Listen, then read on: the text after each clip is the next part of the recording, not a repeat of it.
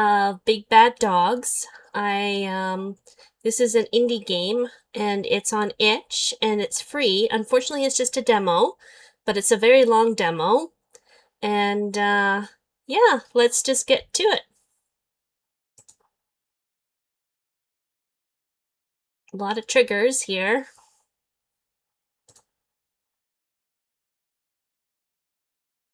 I'll just let you folks read this yourself.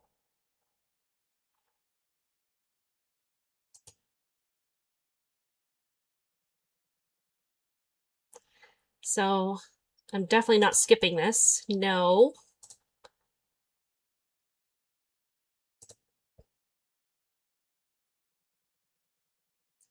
You wonder when the world started losing its color. Aw. Maybe it's always been that way. I guess I'm depressed. Or maybe it happened when you started working this job. Oh dear. Stocking energy drink cans at 2 a.m. isn't exactly what I pictured when I left home to be an independent adult. But here I am. I work the night shift at a 24-hour convenience store.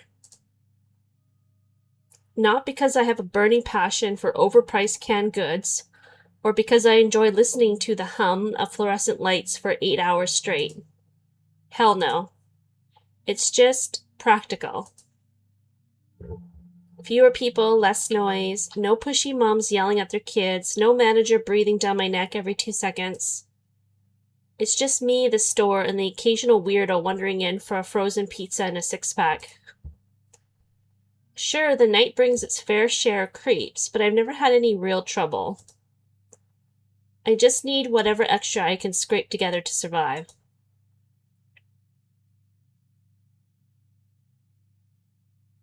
The moment I moved out, reality hit like a brick to the face. Bills don't care if you're exhausted. Did I make the right choice? I don't know. But it's my life, not the one they wanted me to have. I shift a few more energy drink cans into place, making sure the labels all face forward. The floor is always cold here, even when the heater's on. That sounds nice, actually, right now, when it's so hot outside. My fingers brush against the cheap plastic of my name tag and I glance down at it. It's my pleasure to serve you, your name. So I screwed this up. I actually played part 2 first, or shift 2 first, before this one. So I'm gonna play this part and name myself Celine. Yep, that's me, Celine. And that logo is still ugly as ever. I don't know, I kind of like the weird looking dog. It's kind of like, reminds me of like the 80s or something, those pop art. I sigh and straighten up, stretching my arms before heading toward the registers.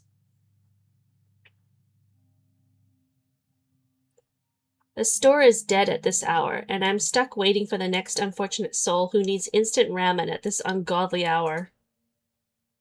I slide onto the stool behind the counter, tapping my fingers against the scanner before Lane accuses me of doing nothing.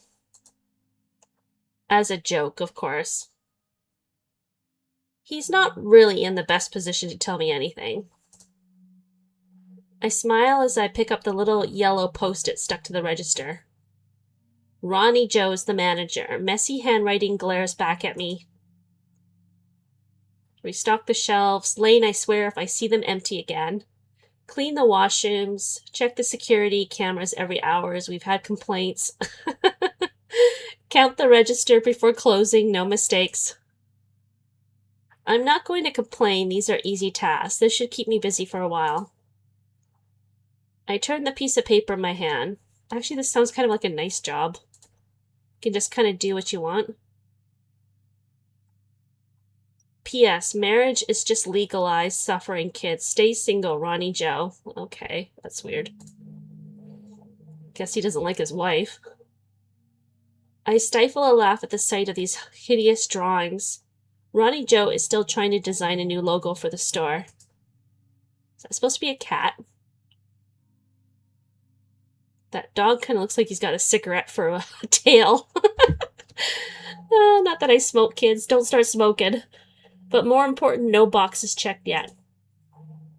I glanced towards the stockroom. Where the hell is he? She's talking about Lane. He said something earlier about doing inventory in there, which basically means scrolling on his phone until someone yells at him. Yeah, there's no way he's cleaned the washrooms. And to top it all off, I notice the shelves are still half empty. I swear, this guy's allergic to actual work. Hey, Lane, I call, putting the post-it back on the counter to make sure he'd have his eyes on it when he came. Are you planning on helping tonight, or... I hear a light laugh behind the door. I'm providing moral support. I sign as I begin to count the register to make the task less arduous later. He sounds like a real jerk. Celine, I suddenly hear through the walls. You talked to my sister lately? I pause, raising a brow. Why? His answer doesn't come immediately, as if he's thinking about it. Just like that, she's just been in a weird mood. She saw you the other day, but you didn't say hi. My fingers drum against the counter. Pretty sure I would have noticed. Maybe her mind is playing tricks on her. Or maybe you're ignoring her. Oh my god, what are you guys, like, kindergarten? The soft whoosh of the automatic doors sliding open breaks our exchange. Make yourself useful and clean the toilets. I hear him gasp in aspiration. From where I am, I can't see the customer who has just entered. Besides, there's no point making eye contact too soon. People get weird when they think you're too eager. I know that experience. I don't like it when sales clerks come right up to me when I just walked through the door. And they're like, can I help you? Yeah, can you please go away? Leave me to my shopping alone? I like my isolation. I speak from experience. I straighten up a little. Nothing in my head, the accounts in the register. I finally hear footsteps and then a man. Late 20s, maybe early 30s, worn out hoodie, jeans, nothing special. Okay, Celine, greet, scan, take the money, and give the receipt. Good evening. I nod. Evening. He sets his basket on the counter. Nothing weird, just an absurd amount of the cheapest canned food we sell. I don't judge. I'm not exactly rolling in cash either. I start scanning in silence, already thinking about how my bed's gonna feel after this shift. Beep.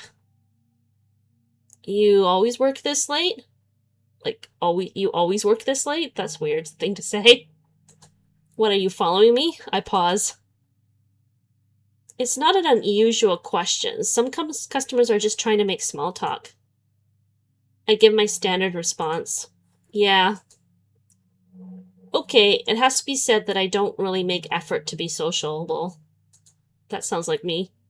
I reach for the next item. Doesn't seem safe.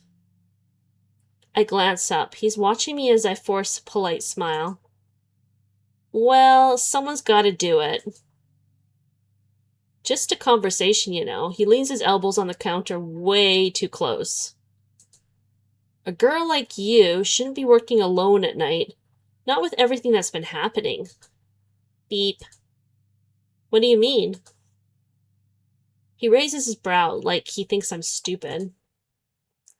The disappearances? You haven't heard? Disappearances? Beep. A weird chill creeps up my spine. Who? What? I'm gonna say who. Do they know who's behind it? His smile widened as if he was happy to let me know. Oh, they've got theories. Serial killer, cult, some creep snatching girls up off the street. He says while leaning closer like he's going to tell me a secret. People saw one of the girls talking to some guy before she vanished. Maybe someone she shouldn't have trusted. You know, you really should be more careful. Wouldn't want someone following you home. Okay, you're getting a little too much, buddy. A little too interested in my, My hand tightens on the scanner. But don't worry, sweetheart. I wouldn't let anything happen to you. Ew. Gross. I reluctantly reject the urge to throw the soup cans in his face. I mean it. If you're scared, you should call someone, or better yet, give me your number. Oh, God. My hands freeze on the last can. I don't think... He cuts me off with a smile. Come on, don't be shy. You'll feel safer knowing you've got someone looking out for you. Not you, dude. I'm not really...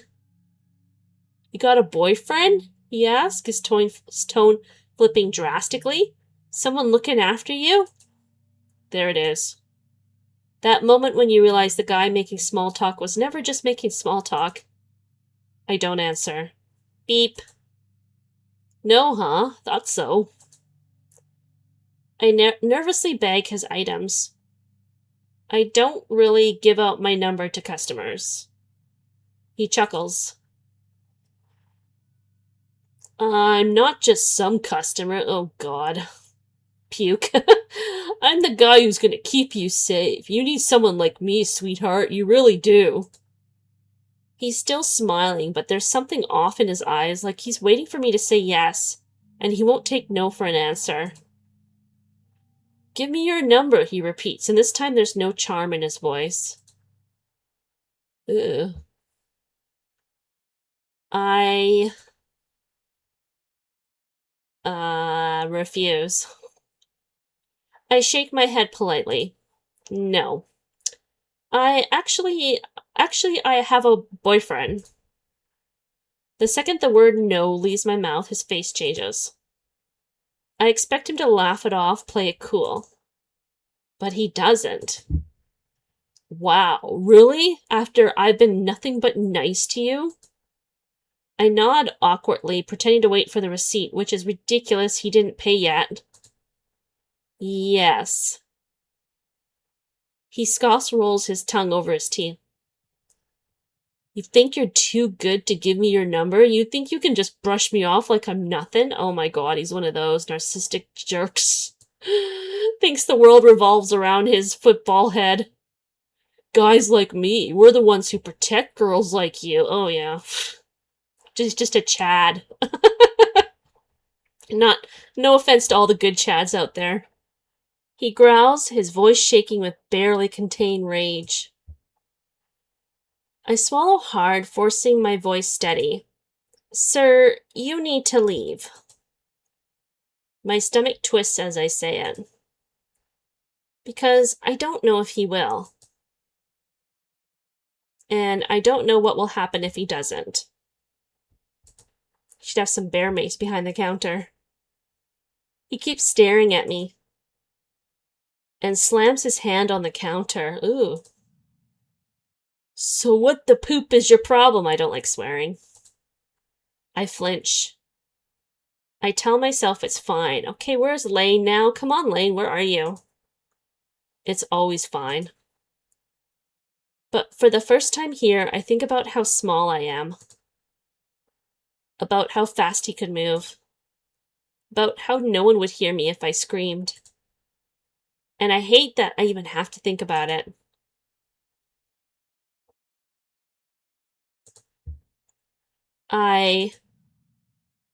Hey, do you even listen?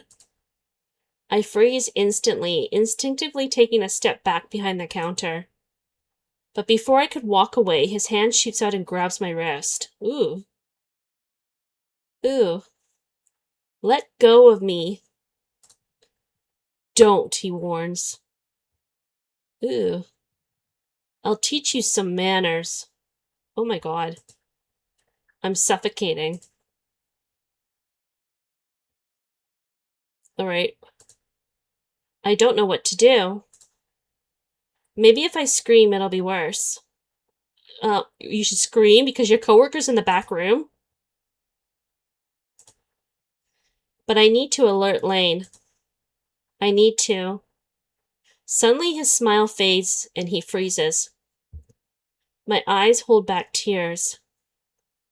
But I still can see it. Someone else has grabbed his wrist. A large tattooed hand around his own, squeezing so hard it could almost crush it. The guy lets go of me instantly. I stumble back, my heart slamming against my ribs, and I don't stop until my back hits the shelf behind me. My wrist aches where he grabbed it, and I rub it without thinking, eyes locked on what's happening in front of me. Biker? He's tall, easily 2 meters, wearing black from head to toe, jogging pants, heavy black motorcycle boots, a compression shirt that clings to muscle in a way that feels just a little indecent, and his black helmet covers his face completely, the dark visor showing no hint of what's underneath. The weirdo tries to laugh it off, but his voice cracks. Hey man, no need for that, alright? His eyes flick to me, then back to the biker. I didn't know she was your girl. Neither of us reacts, and I don't correct him either. The guy lets out a frustrated scoff. Finally, he digs into his pocket and pulls out some coins. He throws them onto the counter, some rolling off the edge and onto the floor. There, keep the damn change. His voice is bitter, but I can tell he feels humiliated. Can't speak the word humiliated. Eventually, he mutters something under his breath and storms toward the exit. Biker boy. And now with the store quiet again, it's just the two of us.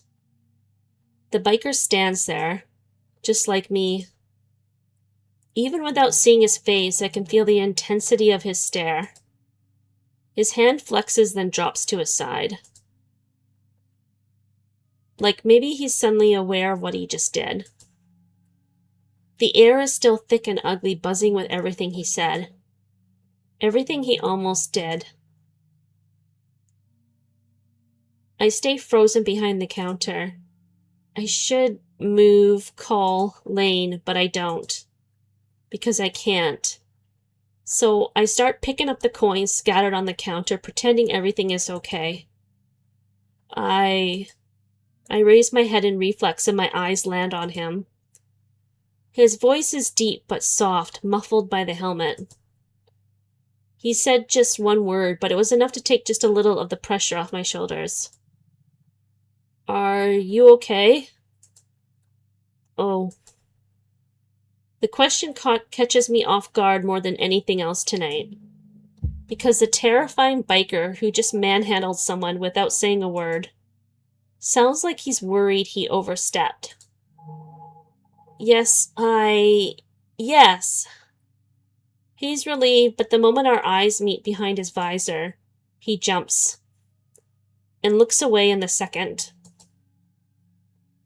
His tattooed hand pretends to clumsily adjust his helmet, even though there's nothing to adjust. For a second, I think he might leave too. But he stops, clears his throat before continuing. I'll get you water. I nod. It's automatic. I don't even know if I heard him. The biker hesitates like he wants to add something else, but he doesn't. He just nods back, then turns and walks towards the vending machine. The sound of his footsteps fade, and the silence rushes in. Too loud. Too tight. Uh-oh, she's gonna pass out. Too much.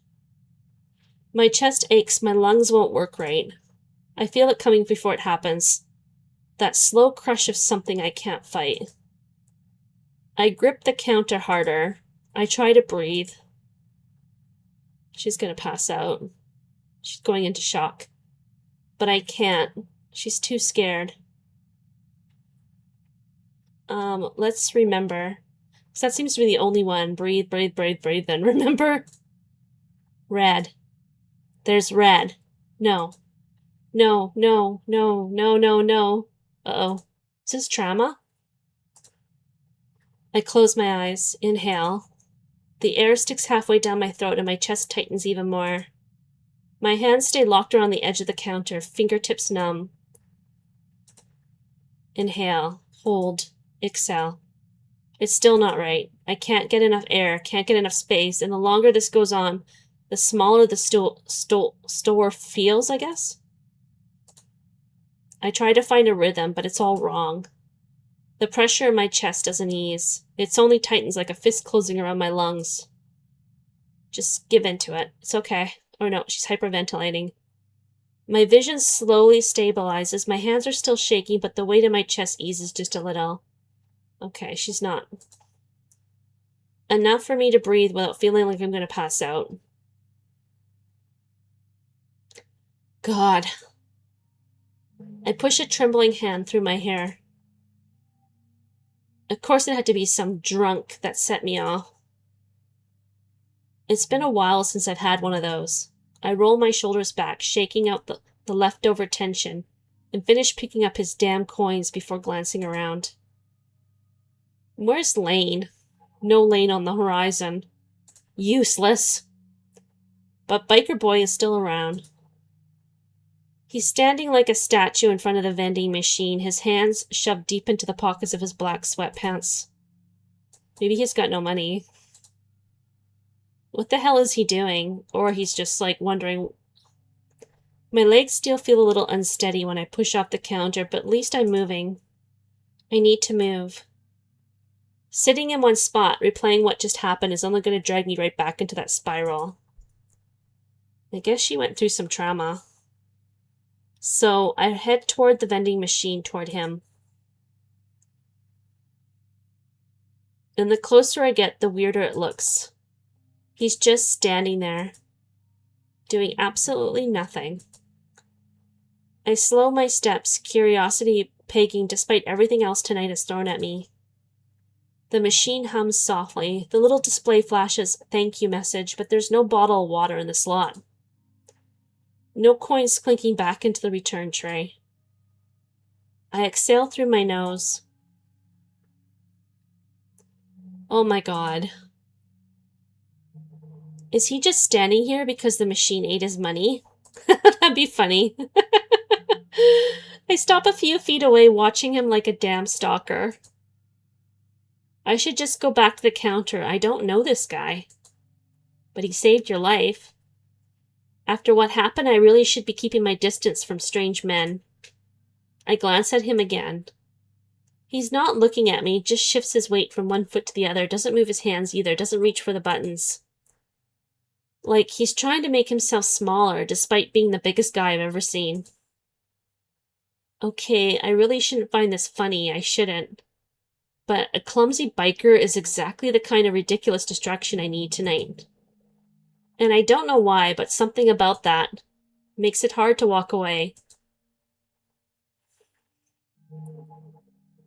Be slightly playful, be polite. I'm gonna be playful. I cross my arms, approaching him directly. 1 point for you against that guy, but 0 against the vending machine, it looks like. He twitches slightly like I just caught him doing something embarrassing. It ate my money. I bite back a smile. Tragic. He shifts like he doesn't know whether to leave or defend himself. You could kick it slightly, I kindly suggest. That wouldn't be fair. I blink. You what? It's just doing what it was made to do. Oh. Jeez. This guy is way too soft for someone who looks like that. I can't help it, I grin. You are just going to stand here all night? He doesn't answer right away, just pats his tattoo hands nervously in his pockets, like he has no idea what to do now. I didn't want to go back without it. I frown slightly, processing his words. You earlier just thought you might... I tilt my head, waiting for the end of his sentence while watching his fingers moving again. Oh, he's so shy. He can barely get the words out. It's so weird. He's so weird, too. He doesn't take his helmet off. I hear a soft metallic clicking. He's like Batman in disguise.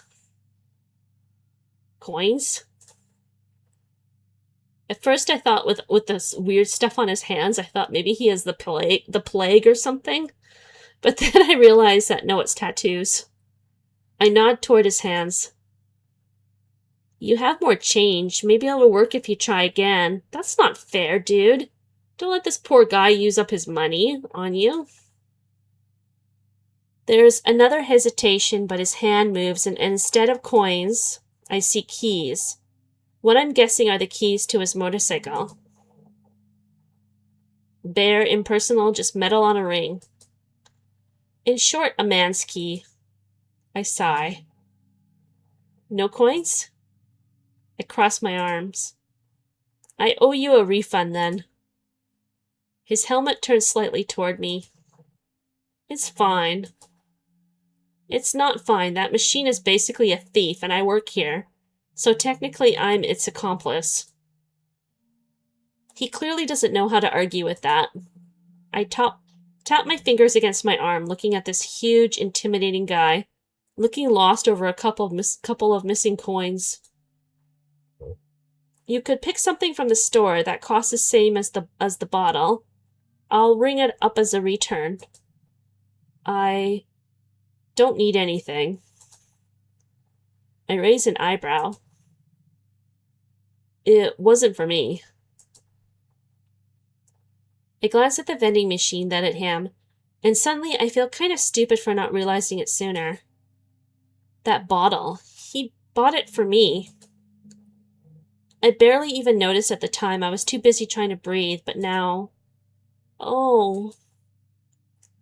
It's all I managed to say, because suddenly my chest feels a little too tight. He keeps his head down, still looking awkwardly at the machine to avoid my gaze. He was just trying to help. And now he's standing here waiting for a machine that's not going to give him his money back because he didn't want to return empty-handed. Jeez. Come on, I say, heading for aisle number 3. Let's see what we've got. He nods shyly and follows me. Aww. The little lost puppy. I crouch towards the shelves trying to find something that costs exactly 50 cents for his refund. Ugh, nothing's exactly 50. I keep searching while he stands behind me, his 2 meters towering over me like a wall. Oh, here we go. Spicy ramen. I lean over to look behind him. What about spicy ramen? It's the exact same price. Spicy's fine. I smile as I take a packet, relieved to have found a solution. Yeah, you like it hot? Oh my god, he's so bashful.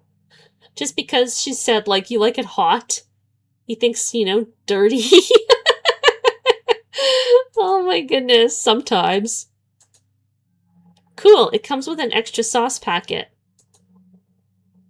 He clears his throat nervously before picking up the ramen, his helmet seemingly looking the other way. Oh my goodness. This guy has never talked to girls before. It's like he's never talked to girls, or it's like he's never talked to anybody. That's great. A tiny amused smile pulls at my lips.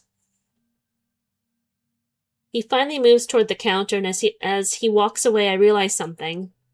I just successfully convinced a full-grown man to accept a 50-cent refund like it was some life-altering decision.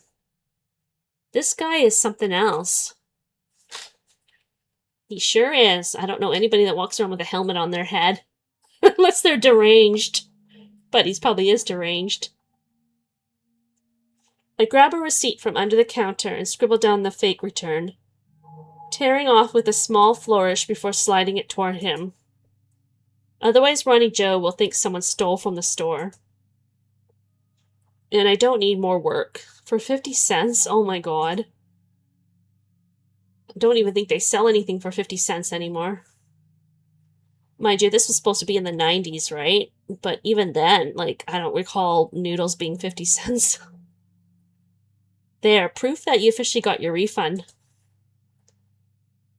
He hesitates before reaching for it, taking the slip between his fingers like it's something way more important than a dumb piece of paper. Thanks. I wave a friendly hand. You're welcome, Mr. Biker Boy. He nods shyly, his own little version of a goodbye. Mademoiselle? The word lingers in the air between us, heavier than it should be. And then, just like that, he turns and leaves, the automatic doors making this tall black silhouette disappear. I shake my head. But before I can even process whatever that was... Well, it's Lane. I just have to make his voice goofy, because he's such a doofus. I jolt slightly, snapping my gaze toward the voice. Ugh. Lane is leaning against the counter, watching me with an insufferable smirk. Didn't know you had a thing for masked men. Oh my god. He would say such a slimy reply. I groan, clearly embarrassed that he's witnessing the conversation. Yeah, he wasn't there to save me. Lane. No, it's fine. I get it. I shift uncomfortably under his gaze. I just helped him, I mumble, feeling stupid for even trying to explain myself. It was just a weird moment. Lane tilts his head, pretending to consider this. Right, just a weird moment with a big, tall, mysterious biker who doesn't say a word but gets your panties all twisted up. Oh my god. He clicks his tongue. This guy is slimy, super slimy. Can't blame you, though. The quiet ones do make you wonder, don't they? I groan, embarrassed, half irritated. You're disgusting. He laughs, clearly enjoying this way too much. He is disgusting. Just saying. Maybe next time ask him to take the helmet off. Could be ugly as poop under there, or worse. He leans in slightly, his voice dropping to a mock whisper. Oh my god. Now you're gonna read that.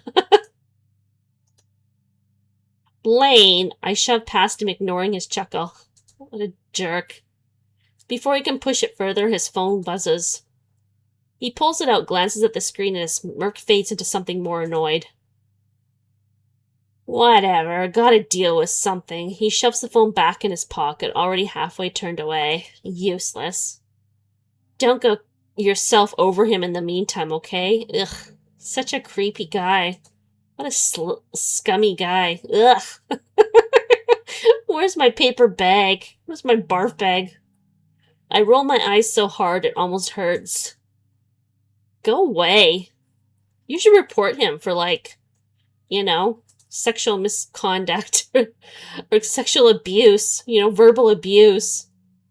Weren't there laws back then? He throws up a lazy salute and finally disappears, leaving me with nothing but my own aspiration. I ended up doing all the tasks myself while Lane, well, he mostly sat in the stockroom, fiddling with his phone. Typical. She should dump a bucket of water on his head. That's what I would do. I'd be like, you're done, dude. You can't mop, you're gonna, you know, your head's gonna end up in the bucket. I can't remember the last time he does anything useful. 6:30 a.m. 39 a.m. I stepped out of Mad Dog Convenience, letting the door shut behind me with a hollow thud. My shift is over, finally. That's a long night. I didn't say bye to Lane, I just laughed. Well, good for you, girl. He doesn't deserve a goodbye. After what happened, yeah, no. Yeah, he didn't even, like, help you when you were in your need, when you were getting, harassed. So I grabbed my bag, clocked out, and walked out. Like, he would have thought he heard what was going on in the front store and could have, like, come and helped you. What a jerk. Faster than usual, I just want to be home. People like that just make me rage. Okay, I'll calm down. 1 month on the night shift and I'm used to it now. The quiet, the empty streets, the calm that used to send chills up my spice. That sent chills up my spice. I think they meant spine. It doesn't anymore. I don't think the creator of this game is English is their first language, though, so that's okay. The first weeks, I'd hurry home, feeling like something was always behind me. But fear faded. I learned that the streets of 6 a.m. are just streets. Still, just because I'm used to it doesn't mean I'm careless. I pull out my phone as I walk, not to text anyone, but just to look busy. Yeah, you shouldn't be on your phone when you're walking, dude. That's not safe. People are less likely to bother you if you look preoccupied. No, they're more likely to bother you if you're preoccupied on your phone. Then you're vulnerable and, like, easily to be a victim. It's stupid, but most of the time it works. Oops. I always click the right button sometimes. I glance at my screen, scrolling absently. The screen glow makes me feel less alone, even if I'm not actually reading anything. I keep scrolling aimlessly, not really taking in the words. Just something to keep my hands busy and my mind occupied. I didn't think they had this, like, back during the 90s. Like, they didn't have, like, internet and stuff. And they certainly didn't have apps like this. At least I don't remember that, having apps. The night is quiet. The streets are mostly empty aside from the occasional distant cars. A few minutes later, my steps slow as I reach my building, already fishing for my keys. Huh. I wonder who left that there. I stop. Right there, sitting on the front step. A bottle of water. I blink. It's new, sealed, the plastic cool, condensation beating along the sides like it's been taken from a fridge. My first thought is that someone dropped it, but it's placed too neatly right in the center of the step, like it was left there on purpose. I glance around. The street is empty, no movement in the windows above me, no sound except the distant hum of traffic. I swallow. It's just a bottle of water, but still, it feels weird. My neighbors, maybe? Someone from the building could have left it behind, but why? And why right here? Is she that stupid? It's the biker boy. He left her water. My mind flickers back to earlier, the vending machine. Biker boy. That's dumb. It could be from anyone. No, dude. It's biker boy. But my fingers tighten around my phone anyway. Take the bottle. I hesitate, then sigh. It's just water, no point overthinking. I crouch down, my fingers brushing against the cool plastic as I pick it up. Everything is perfectly normal except for the fact that it's just here. I turn it over in my hands, scanning the label like it'll somehow give me an answer. But there's nothing, no note, no clue. So I just tuck the bottle into my bag. It's probably from a neighbor. Maybe someone left it for themselves and forgot about it. That makes sense. She's just trying to make herself calm down. Without knowing why, I glance over my shoulder before stepping inside. Of course it's Biker Boy. He's already in love with you. I finally make it home after a few minutes. As I slip the key into my door, I notice a sliver of light glowing under the door next to mine. Amelia's place. Of course she's already up, or maybe still up. Hard to know with her. She's probably getting ready for work. Meanwhile, I'm coming back from it. We really are living opposite lives, don't we? That's Lane's sister. Or maybe not. I push my door open and the familiar scent of strawberry candle welcomes me. I flick the light on. Strawberry. I was hoping it was going to be strawberry cake. The familiar scent of strawberry cake greets me. Yum. Give me some cake. The room's exactly as depressing as I left it. It's small, one bedroom, a living room, a bathroom, and a tiny kitchen. Girl, you're living better than 90% of the world, so don't complain. I toss my bag on the couch and kick off my shoes. My stomach growls, loudly right, food first. I head to the kitchen. Ooh, are we gonna make some noodles? The cabinet creaks as I open it, and I start rummaging through the half-empty shelves until my fingers close around a familiar crinkly packet. Ramen. Yeah, we're making noodles. Noodles this early in the morning. The exact same kind Biker Boy took earlier. I pause for a second, staring down at the red packaging. We both like spicy ramen. I can't help but think about him while I fill the kettle and set it on the stove. The helmet was one thing. It's not unusual. Bikers keep them on all the time. But it wasn't just that. It was the way his fingers twitched, like he didn't know what to do with them. The fact he didn't talk much, and when he did, it was always short. Like every word scraped against something raw. Like he doesn't know how to talk to people. I wonder why. And why just one pack of ramen? If he was making a late-night grocery run, why bother for something so small? I let my thoughts wander for a moment as I finish cooking. And the first bite of noodles brings me right back to earlier. I am grateful Biker Boy defended me. That customer was getting way too aggressive. And I don't know what would have happened if he hadn't shown up when he did. But still, he gave off some serious, awkward vibes. He barely spoke, and when he did, his voice was kind of shy. Kind of shy? It's like he doesn't even talk to people. Like he wasn't used to talking to people at all. He looks like he walked right out of a biker gang, but I swear he had the energy of a teenager who'd never talked to a girl before. a little small huff of laughter, twirling my chopsticks in the noodles. Cute. God, what am I even thinking? Maybe I'm just starved for any kind of positive interaction. Especially after the last few days. I mean, I wouldn't mind seeing him again. Just to see if that awkwardness was a one-time thing or if he's always like that. Aw, it's cute. Her first love. Her first love with the guy with a helmet on his head. Poop! I was so focused on myself that I didn't even thank him. And now I'm not sure I'll ever see him again. Celine, you idiot.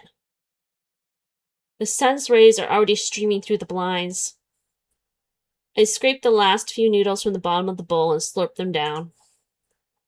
Then I dumped my bowl in the sink with a clatter, deciding the dishes can wait till tomorrow. The pile is already waiting for me. It's a sad little mountain of neglect. Ew. No worries, future me will handle it. And the bugs and the ants. I wipe my hands on a towel and glance around the apartment. The living room is only a few steps away. My sofa looks comfortable, but my eyes keep drifting to my bedroom door. I stand there wedged between the pole of the sofa and the soft cushions of my bed.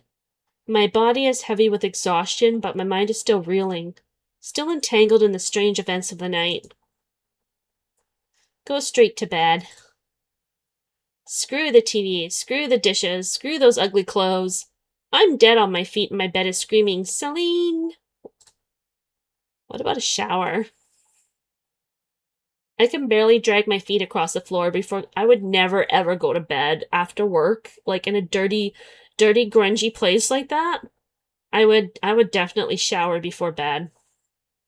Or crawl into my bed. That's just gross. I can barely drag my feet across the floor before collapsing onto the mattress. The sheets smell like I probably should have showered. Ew. Gross. She's a dirty one. But I'll deal with it tomorrow when I have to drag myself out of bed for another day of work. Ew. The night shift always leaves me drained, but tonight it was worse. So she's dirty. My eyes drift shut, and I'm just about to slip back into that soft haze of sleep when... Okay, what happened? A message? I groan, blindly reaching for my phone. My fingers find it under the pillow. Ugh, never a good place to put your phone. Radiation, girl, radiation to your brain. It's like melting your brain. People who sleep with their phone on their bed. I used to have a friend like that who would sleep with her phone like right under her pillow or right next to her bed. And it was just, yeah, I always wondered, is it like actually frying your head, your brain while you're sleeping? Especially back in the early times when like phones were very not safe and would get like really hot and overheated if you held them onto them for so long. And this girl would like literally sleep with her phone beside her. Yeah, not good. My fingers find it under the pillow and I squint at the screen through heavy-lidded eyes. Lane. Suddenly I'm more awake. Like, ugh, not much, just enough to focus. What does he want? Why does he even have my phone number? Cringe. I rub my eyes and open the message. Hey, you okay? Oh, now he says something after, like, letting me be almost, like, assaulted. My stomach flips, reminding me once again of what I'm trying hard to forget. I push the thought away and check the next message he just sent. You ran out of there pretty fast. You look scared. Oh, so you don't know anything that happened? You didn't hear anything that happened? Geez, I just don't want to talk about it anymore. I quickly type my answer. I'm fine, just tired. I bury my head lazily in my pillow, waiting for his message. I should have been there, sorry. Whatever, dude. You were in the back, like having a snore, while I was getting assaulted in the front. I hesitate, my thumb hovering over the screen as I turn over in bed. There's a real sincerity in his words, and for a second I almost let it slide. Almost. Good girl. Throw a jab, tease him. I'm gonna throw a jab because he's such a jerk. No problem. I know you were busy. Your phone must have needed your full attention. The reply takes longer this time. Touché. Why would you say touché? You have nothing to touché about, dude. Now you're just lame. Lame like Lane. Lane is lame. I smirk even as my eyelids start to droop again. I deserved that, didn't I? A little. I would say a lot. I don't even know why she's still talking to him. He's like completely waste of space to talk to. Or a complete waste of time. But seriously, I hate that you had to deal with that alone. Pfft, whatever, dude. You were not there. You were like just listening to the whole thing in the back. I soften a little. No, don't. Please don't. I wasn't alone. The dots appear almost instantly. Oh, right. That guy. Yeah, he actually saved my life.